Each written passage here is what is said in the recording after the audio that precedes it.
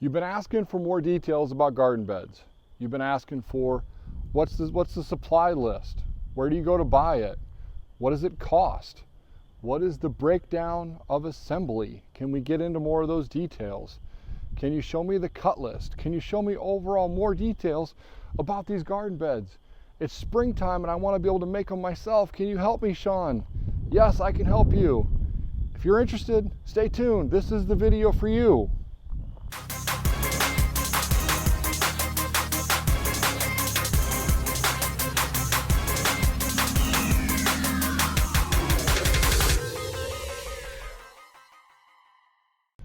Okay, so it's been an entire winter. How have these held up? So far, so good. No real concerns from me. You guys have had a couple of concerns, and let's talk about that. You remember when we assembled these that first day, the first piece we added was this. I do think this is an absolute requirement. With the weight of the dirt, it was going to push the bed out, and it started to bow out. By adding these in the middle, it's prevented all of that. So that is an absolute awesome addition. Also, gives me a place to set my cold drink when I come out to work. Secondly, the second concern I've seen was around the corners. People have been asking a lot, like, are you sure you made the corners strong enough? Is there anything you could have done to make the corners even stronger? There is, and I'll break all that down for you later. But in short, the answer is I'm pretty happy with them. No real concerns. Oh, last concern. The last concern you guys have brought up, hey, is this metal, is this strong enough? For me, it is. It absolutely is. If you're concerned about that, you could always add more of these.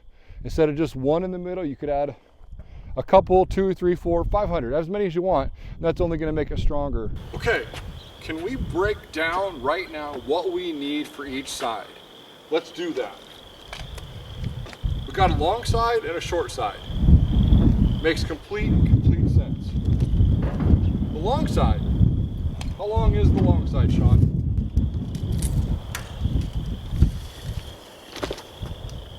It's exactly 8 feet long.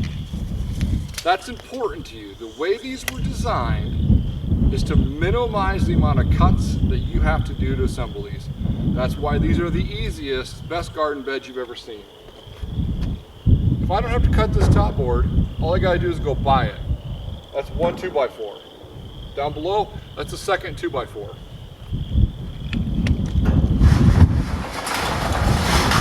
Can we break down the short side? How long is the short side, Sean? 4 feet. This here is made up of one 2x4, essentially cut in half. Here's the top half, there's the bottom half. So far, we're at 3 2x4s. That's for one half. So now we're at 6 2x4s because it's gonna make a square. So we're at 1 2x4, 2 2x4s, 3 2x4s, times 2, plus these. What are these guys, Sean? Those are 21 inches. Okay, let's take a look at that. 1, 2,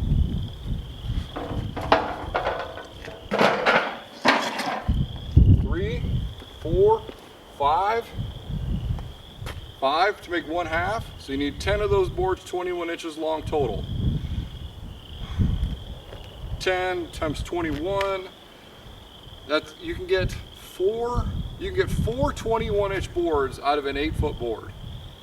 So we're going to need essentially 3 additional 2x4s to get all of these, okay? So again, to summarize that up, how many 2x4s do I need to go buy that's 8 foot long, green treated? 1, 2, 3, 4, 5, 6, plus 3 more, so 9 2x4s. Write that down. Go buy 9 2x4s and you'll have all the lumber you need to make this bed.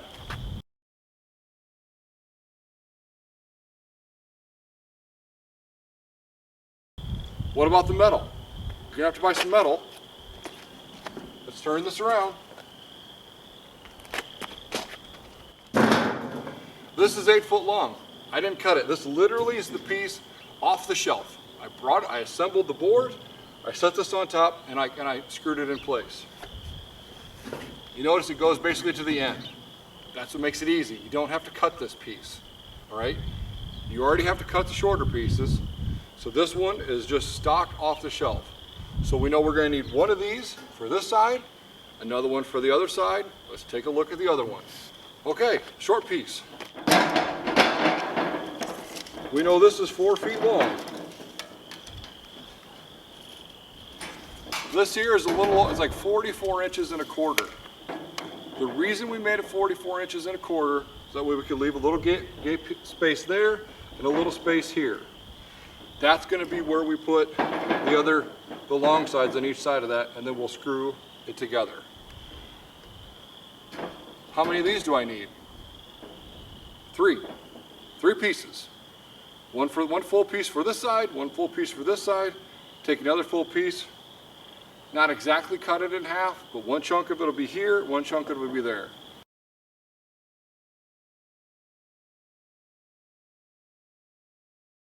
So we need the 2x4s and we need 3 of these. And that's it. Okay, so now you got the supplies you need and you got them home. And you have a rough idea what to cut, what not to cut. You're like, what tools do I need? Do I have the right tools to do the job? Probably. You probably do. I'll break it down for you. This is easy, easy, easy, easy. First thing you need, tape measure. You gotta have some way to measure the cuts and then mark it to be able to cut them. If you don't have this, you go to the store and buy one of these, right? You have to have a tape measure.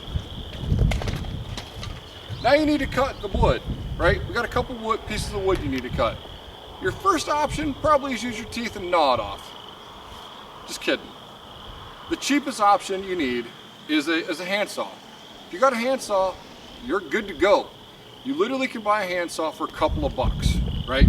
If your budget is a little bit more than that, you don't, like this is at least probably this, a handsaw. You got a little more money, you can get away with one of these. This is just a circular saw. I've owned this guy for about 23 years. It cost me 45 bucks, probably in the late 90s, and it just works. I occasionally change the blade, but I have no issues. This is probably all you need. I've finished basements before, and this is the only saw I had. If your budget's a little bit bigger than that, and you want to get a little fancier, you could use something like this. Some people call it a chop saw. I call it a compound miter saw. Put the board in there, measure, cut her off. That's what I use because that's what I have. But if you don't have any tools and you want a garden bed, you don't have to go spend hundreds and hundreds of dollars. Go to your Menards, Home Depot, go spend like $8, $9. You're only going to make about a half a dozen cuts. It'll be fine. Next thing's next. Now you need to cut some metal, right? Now we designed this so you have reduced the number of cuts, but eventually you do need to cut some metal. My first metal project, I had a set of these. Let's get close. You ever seen one of these before? Yeah, I got this at a garage sale like when I was a teenager for like $1. You can cut with this. It's gonna gnarl them all up. It's not the best, but you'll get the job done and you're out $1. Next thing better than that, get a better pair of tin snips. That's all you need. You're gonna go slow, you're gonna be safe, you probably won't cut your finger literally off. You might cut your finger on the sharp metal, but hey, you don't lose an entire finger. If your budget is a little bit bigger than that, this is what I used. I used a hand grinder with a cutoff wheel. This goes really fast. You can screw up with this. You can screw up not only the cut really fast, but you can make a mistake and cut your hand. You can cut your face. You can get really hurt with this really fast if you're not careful. So if you're not confident, you're like, man, I want a garden, but I don't want to lose a hand. That's ridiculous. Don't use one of these. Use a pair of tin snips. You'll get it done. It'll take you a little longer, but you'll be good to go. But this is what I use. You don't have to have this.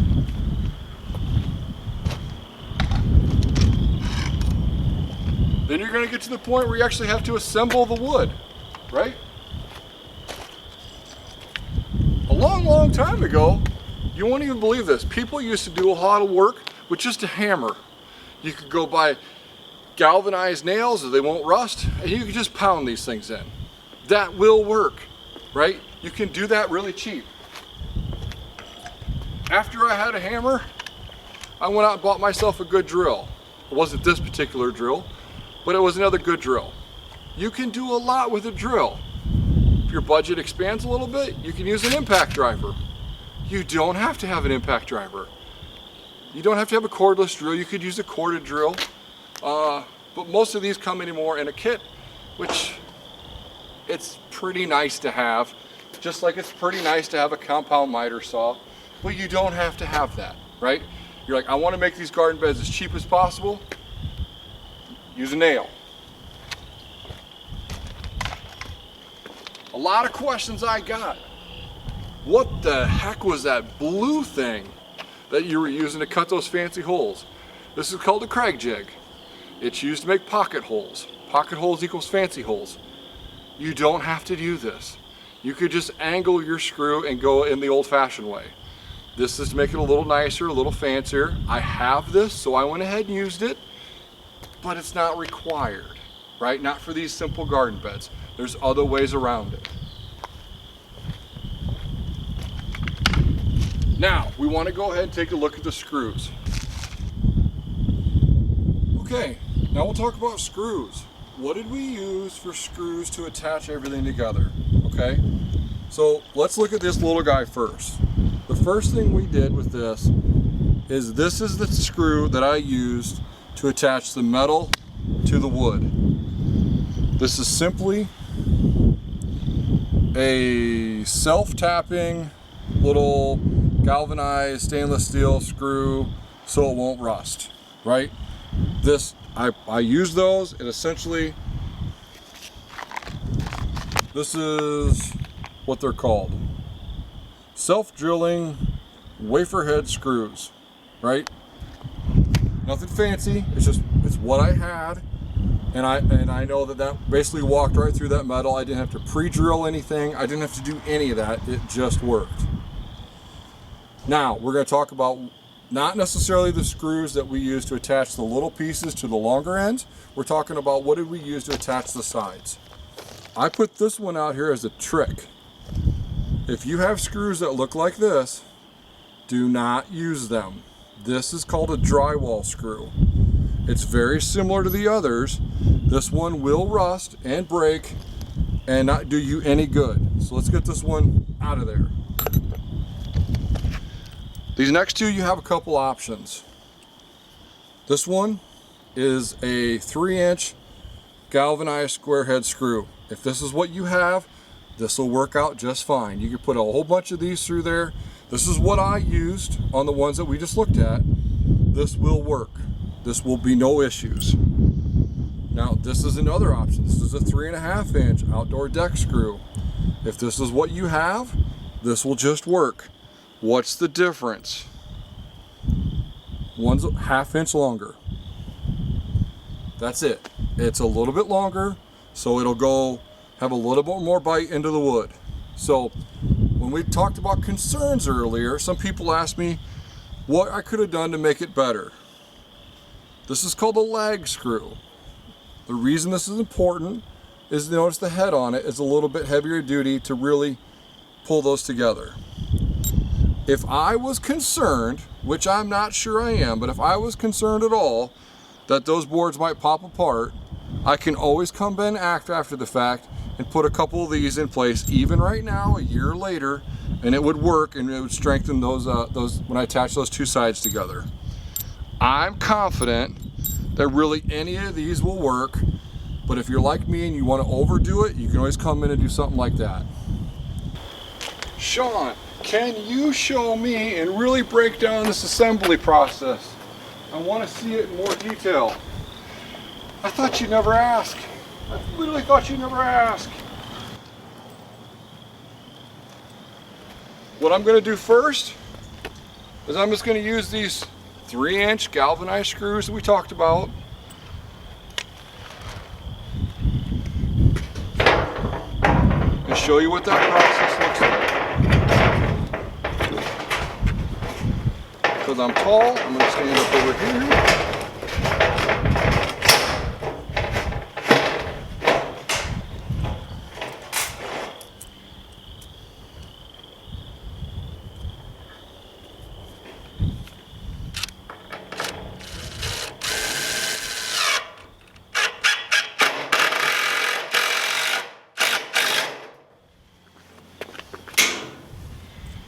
Pretty straightforward, nothing fancy.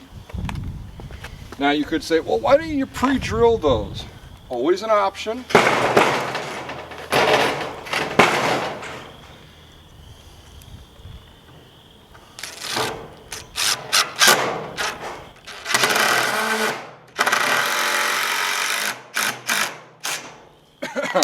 Did you see that? I thought I was going to completely strip that guy out. So I put 2 screws in. You can just put 1 in the middle if you want.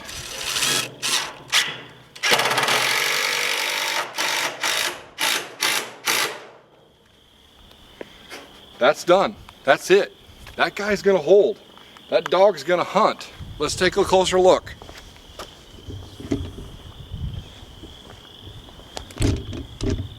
That's it. Let's take a look at it from the inside.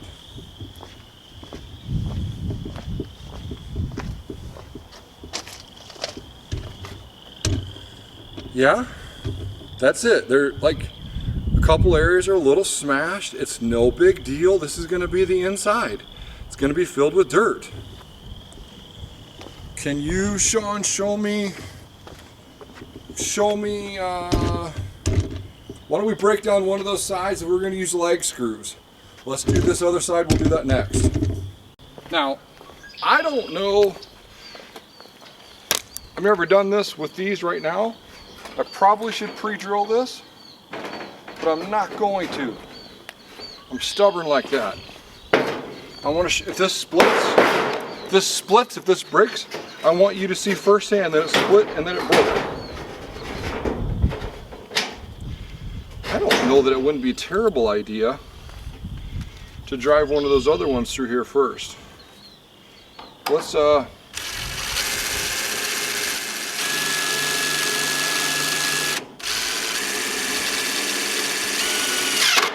there we go.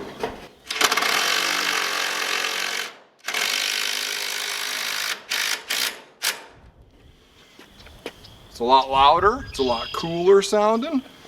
Is it better? Probably a little. Let's do another one.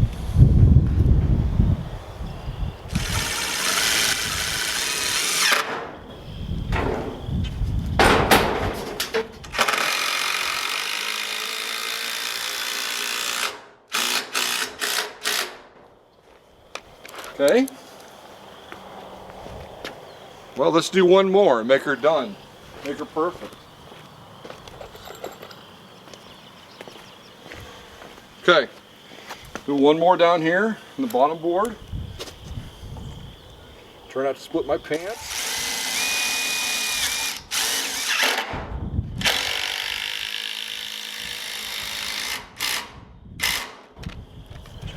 Okay, you decide.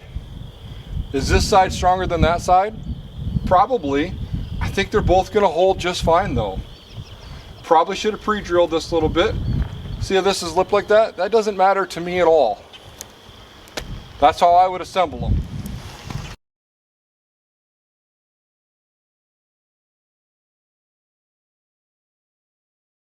Okay, so we've assembled one more. I hope this video helped you. What did we learn? What did we do? We broke down what to buy. I hope I went back and actually showed you where to buy it and what it would cost. I genuinely do. I feel bad that it probably cost about 50% more this year than it did last year. Not my fault. So, you know where to buy the supplies. You know exactly what supplies to buy. Once you get them home, you know what tools you hopefully have. I think there's a ton of options there. It doesn't have to be really expensive. You looked at some other options for screws to assemble these things. You have the measurements, you have the cut lists. Candidly, I think we broke this down as much as we possibly could. I did, for the most part, assemble one more here, except, again, I think we need another 2x4 across the top here, so when we fill it up, it doesn't bow out. Now, I'm not going to get into the details in this video on how to fill them. I've got another video, another plan for that in the future, because I've got a lot more. I've got this one and several others to fill, but I do genuinely hope you found this helpful. If you did, please consider hitting the subscription button or subscribe button. Hit the like button. My kids love that. I genuinely appreciate you taking time out of your day to watch this. And I hope you had a great Easter, and I hope you're having a great week, and I'll catch you next time. Don't forget to subscribe, like, and hit the bell notifications. Bye! Bye. Peace.